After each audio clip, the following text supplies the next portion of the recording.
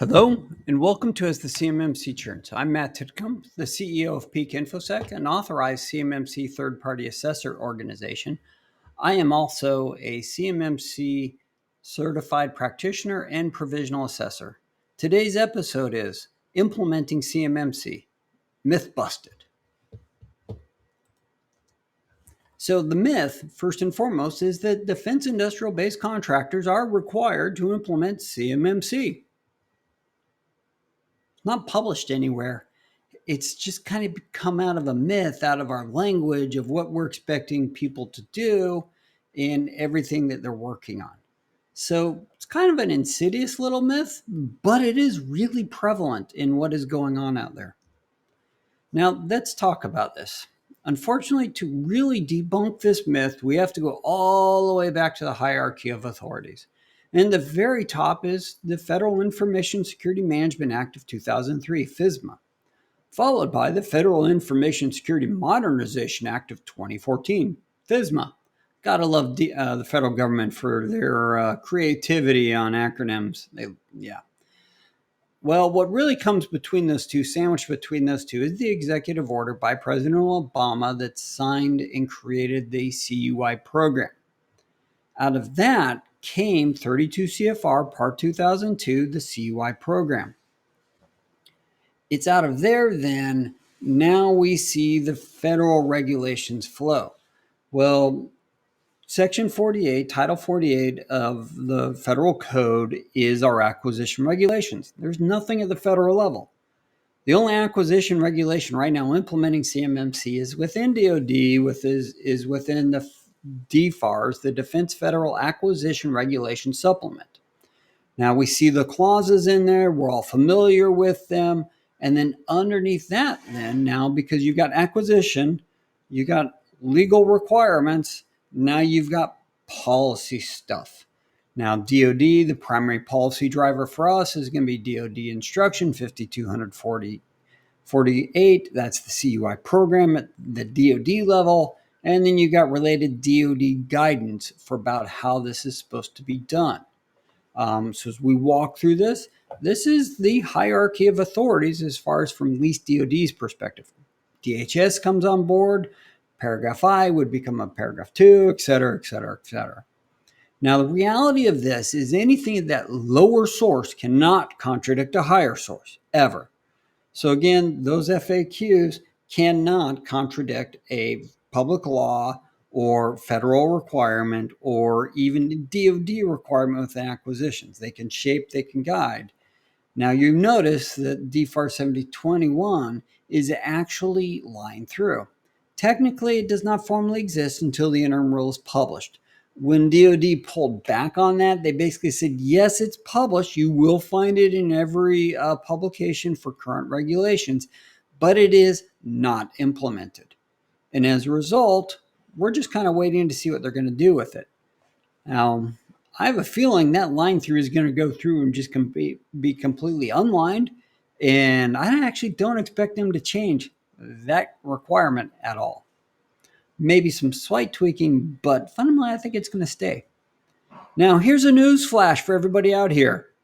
DoD cannot change 32 CFR or NIST 800-171. They do not have the authority at all, ever. Yes, there's a lot of talk, and there's a lot of people telling DoD should do this, they don't have the authority. The only time that authority ever comes in is whenever one of the federal agencies, to include DoD, submits a change to that regulation. At that point in time, it now comes back open for public comment. That's when they can make those changes. But just trying to throw things, DoD should rewrite this, fix that. When it comes to those, they don't have authority. What DoD does have the authority to do is to only color within those lines. Again, they can't contradict what's above them.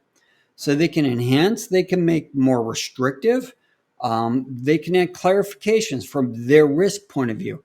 And a lot of things we see in CMMC are those enhancements, making it more restrictive, none really, or specifying their risk perspective. Now, when it comes down to it, we've got to start at the real facts of why this is debunked at 32 CFR.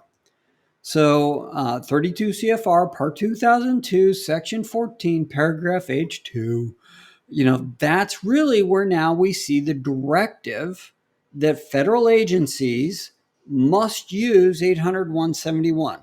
Must is directive in this nature. It is not a may or can. Those are waffle terms, meaning that it's up to them to decide if they want to do it. Nope, that's not allowed. Must use. So again, DoD is directed to use this, not up to them. Now, likewise, we see in the bottom part of this paragraph is that the implementation of this requirement requires CUI basic must be protected at a higher than moderate confidentiality. So again, you have to protect CUI at higher, at that moderate baseline requirement. Now, this is where we see the requirement now for FedRAMP to come in, and it must be FedRAMP moderate or higher. Now, FedRAMP moderate is technically a little bit higher than 853 moderate, and that's why they're getting away with this part. So again, you have to recognize this is why. Do you really care most times? No, but this is foundational to why we're debunking your implementing CMMC myth. Now, the DFARS clauses themselves actually kind of kill this. Now, clauses requiring implementation of 800-171 start with DFARS Clause 2008. This clause begins the moment you start proposing on a DoD contract with this clause in it. When that clause is in here, you are required to begin implementation of 800-171 the moment you start offering. Yep. You don't even have a contract yet, and you're being told you've got a direct to do this. That's the way it works, because they fully expect this implemented by the time they start handing you their sensitive information. Likewise, 7012 is, hey, guess what? You've now got the contract. Congratulations. You are now subject to 800-171. That's that first paragraph in blue. That shall be subject to, shall. We have now gone to legal directive language that legally and contractually, this is not only a must do, this is a hammer must do, and this is why everybody's getting sued in a False Claims Act, because they failed to do this. Again, implement CMMC is a legal requirement that you must follow. And again, you now see in paragraph 2A, you shall implement 800-171. Not only have you been subject to it, now you shall implement it. Again, bang, bang. There is no conversation in this yet so far as CMMC, is there? Now, let's carry on to the other part of this coin. You're being told to implement. Now, you're going to be told to report on your implementation of 800-171. Now, this first pops up in DFARS Clause 7019. This is directed at the primes and everybody who's listed on the contract at time of award.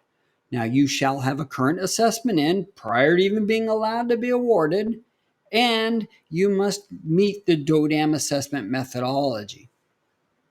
Now, likewise, we see in DFARS 7020, not only shall you report in 19, but in 20, you now have to make your environments open and available to DoD to come in and evaluate, to include on-site and have full access to your systems, your implementation of 800-171.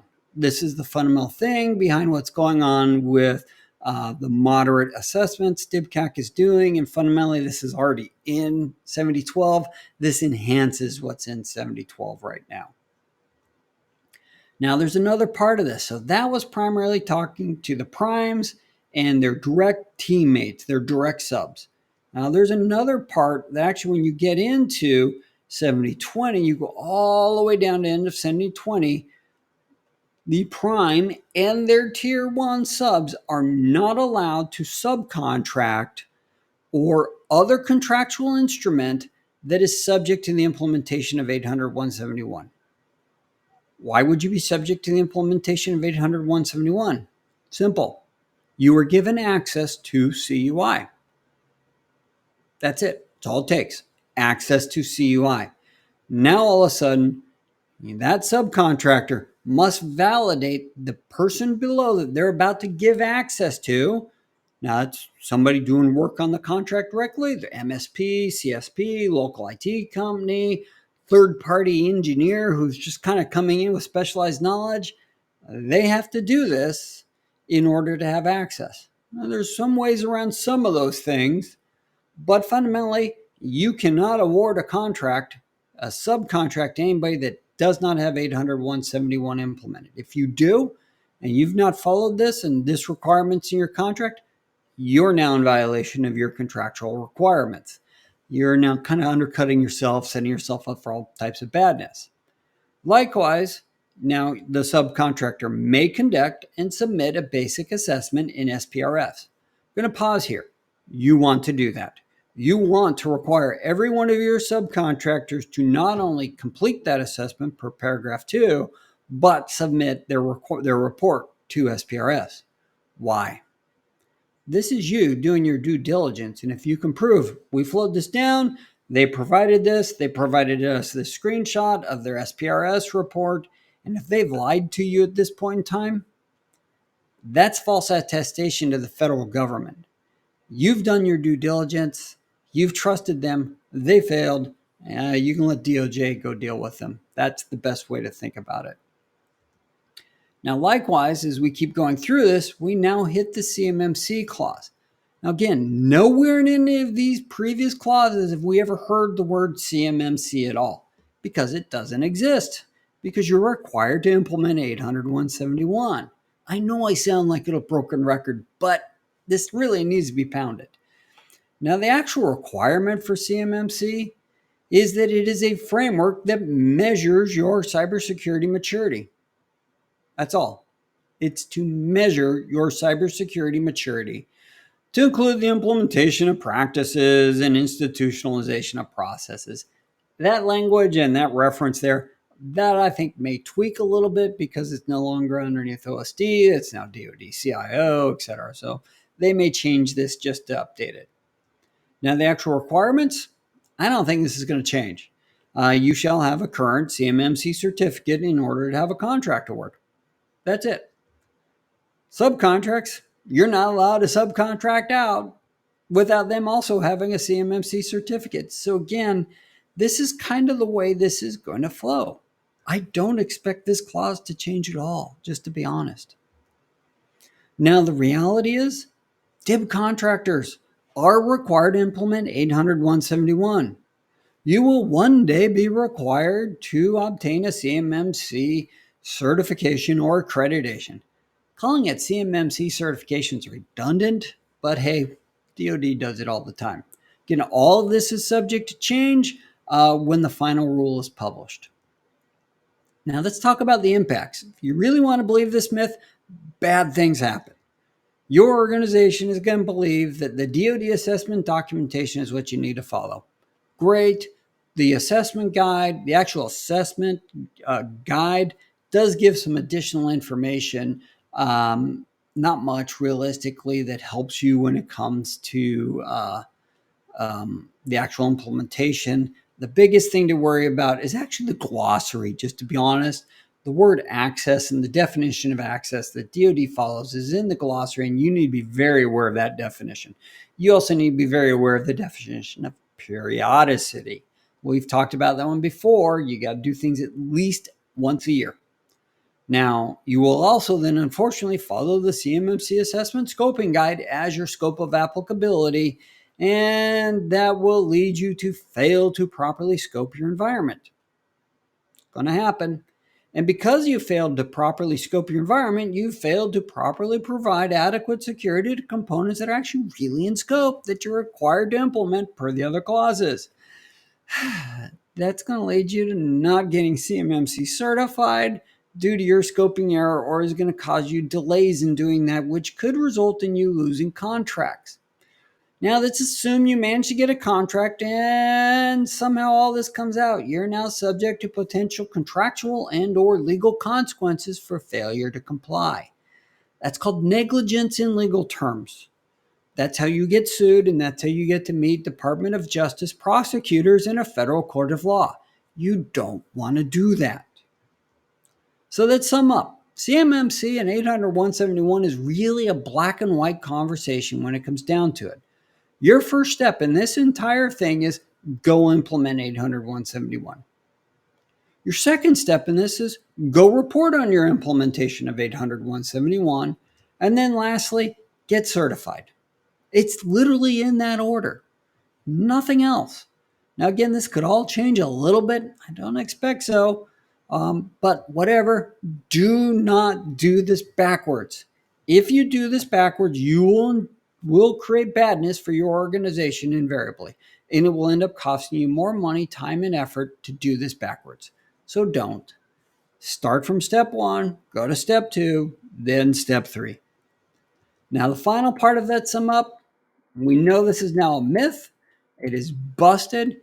You are required to implement 800.171. You will one day obtain a CMMC certification or accreditation, whatever term they want to use. And then believing this myth is not good for your organization, all of this is subject to change come 2023. Again, I see a little bit of wordsmithing in the current 21 clause. I don't think it's going to change much. That's going to surprise people. Now, next week is 'Twas the Night Before the Final Rule Drop, a special Christmas reading. And again, I'm Matt Titcomb with Peak InfoSec.